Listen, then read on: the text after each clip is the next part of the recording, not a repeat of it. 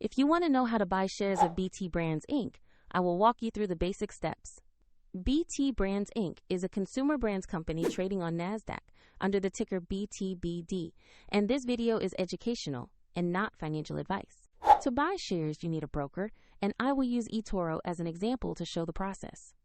After registering, you will need to verify your account, usually with an identity document, and add funds before you can place an order. Use the platform search bar and type the ticker BTBD to locate the company listing. Make sure to select the result that matches BT Brands Inc. to find the correct stock.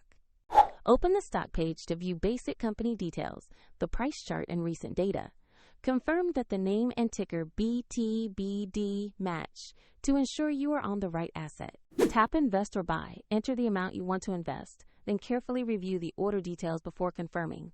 If the market is closed, your order may be scheduled or executed as a limit trade, and if you don't have enough funds, the platform will prompt you to add money before the purchase completes. Once executed, your position will appear in your portfolio, where you can monitor it.